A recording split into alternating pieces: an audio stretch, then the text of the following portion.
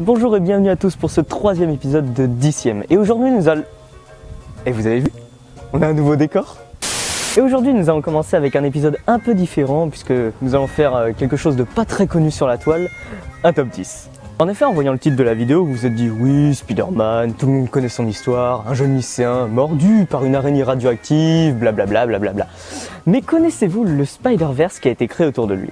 Le Spider-Verse, c'est un comics donc créé par Dan Slott et publié en 2014, relatant les histoires de Spider-Man ainsi que toutes ses versions qui ont été créées. Et croyez-moi, il y en a des biens et il y a les autres. Alors voici un petit top 10 des versions les plus what the fuck parfois que Spider-Man a pu avoir. Numéro 1, Spider-Man 2099, Miguel O'Hara. Et on commence avec une des variantes les plus appréciées avec le Spider-Man noir, celui de 2099.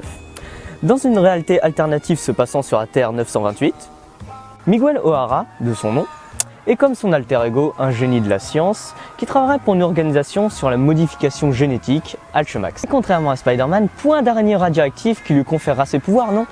Il les obtiendra suite à une expérience censée le guérir d'une drogue que lui a donnée son supérieur. En plus d'avoir les mêmes pouvoirs que Spider-Man, Miguel possède des griffes rétractables aux mains et aux pieds, un peu comme les chats, ainsi que des canines allongées qui, à l'instar de certaines araignées, produisent un venin paralysant.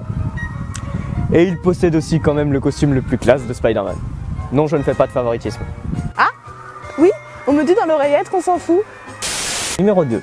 Silk, Cindy Moon. Appartenant au même univers que Peter Parker, la Terre 616, qui est la planète principale dans l'univers Marvel, Cindy Moon est une jeune étudiante qui assistait à la même conférence où Parker se fit mordre par une araignée radioactive. Faisant partie des variantes féminines les plus récentes avec Spider-Gwen, elle est pour beaucoup la Spider-Woman favorite. Non mais regardez-moi ces courbes et ce costume moulant et tout. Mais comme une victime ne suffisait pas, l'araignée mordit aussi la jeune fille.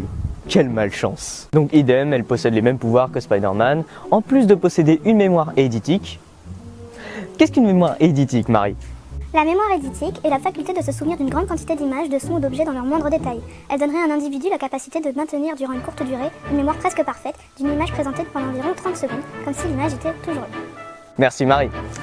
Enfin, sa manière de tisser l'étoile est légèrement différente de celle des autres Spider-Man.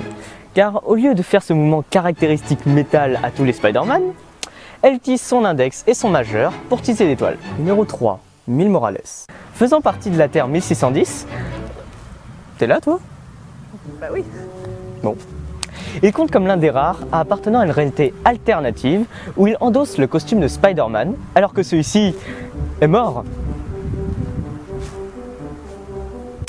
Et aussi d'avoir un de ses principaux ennemis qui possède un nom à faire trembler les foules, le kangourou.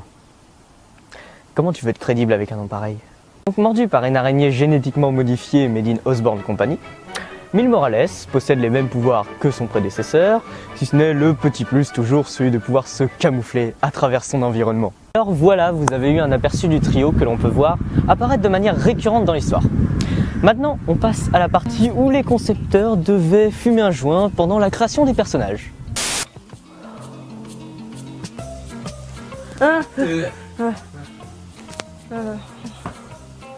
Se déroulant dans la réalité alternative de la réalité normale. Numéro 4. Superior Spider-Man. Le héros sous le costume de Spider-Man, c'est Peter Parker. Enfin non, c'est pas lui. Si, c'est lui sans être lui. Bref, le Docteur Octopus, dans sa nouvelle tentative de détruire le monde, s'est fait emprisonner. Mais grâce à un stratagème extrêmement intelligent, il arrive à échanger son corps avec celui de Peter Parker. Mais Peter, mourant dans le corps de son ennemi, transmit son savoir à Octopus afin que celui-ci comprenne ce que c'est être un héros. Devenu Spider-Man à part entière, Octopus jura de reprendre le flambeau et devint le nouveau héros de la ville sous le nom de Superior Spider-Man. Oui, car son ego le pousse quand même à dire qu'il est meilleur que son prédécesseur.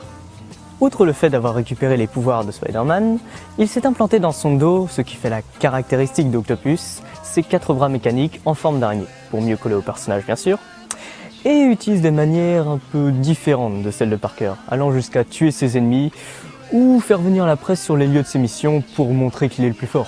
C'est donc un nouveau Spider-Man qui voit le jour sous les traits d'un ancien vilain, décidé à prouver qu'il est le meilleur dans tout ce qu'il entreprend. Numéro 5. Oncle Ben. Et oui, même l'oncle Ben a eu droit à sa part de grands pouvoirs et ainsi de grandes responsabilités. Venant de la Terre 3145, il s'est fait mordre à la place de Peter par l'araignée qui aurait dû lui conférer ses pouvoirs. Il se fera alors démasquer par le bouffon vert de son époque, qui l'obligera à se retirer de sa vie de super-héros après avoir tué son neveu et sa femme. Mais il se fera contacter plus tard par Ezekiel Sims, qui lui demandera son aide contre les héritiers.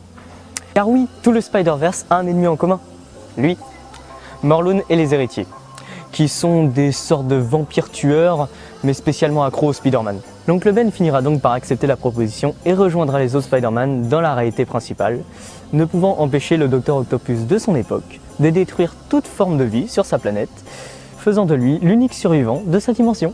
Numéro 6, Patton Parnell. Son nom ne vous évoque certainement rien car inconnu au bataillon. Il est le Spider-Man le plus atypique car il est littéralement un homme araignée. Patton Parnell est donc un jeune homme un peu dérangé dans sa tête, faisant des expériences pas très catholiques sur les animaux et qui ne cesse d'espionner sa voisine Sarah.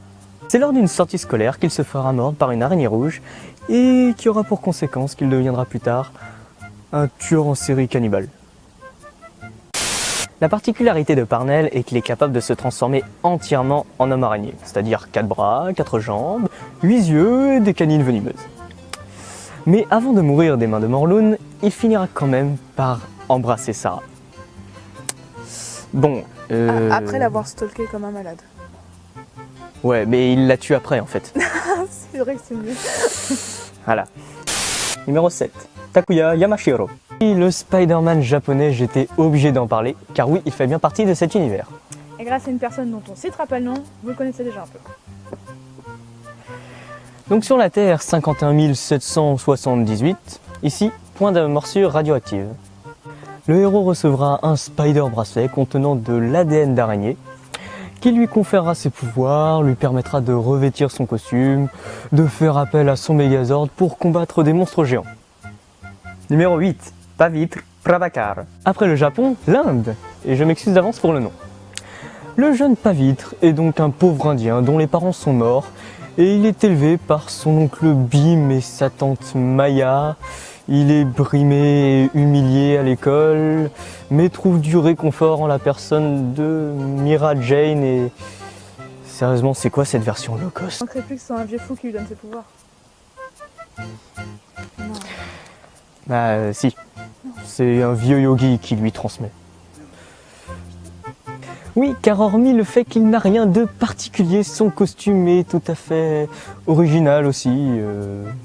Numéro 9, Arachnosaure. L'arachnosaure donc appartient à la Terre, on s'en bat les burnes.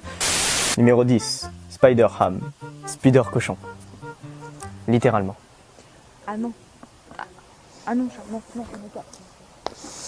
Voilà, ce nouvel opus de 10e est à présent terminé. N'hésitez pas à aimer, partager la vidéo et à nous dire dans les commentaires celui ou celle qui vous a le plus plu ou pas. J'aurais pu vous parler longtemps de Spider-Punk, Spider-Knight, Spider-Wolf, Spider-Monkey, mais là on a tellement atteint la limite de la connerie. Merci encore de nous suivre, c'est tout pour aujourd'hui et le prochain épisode sera consacré à...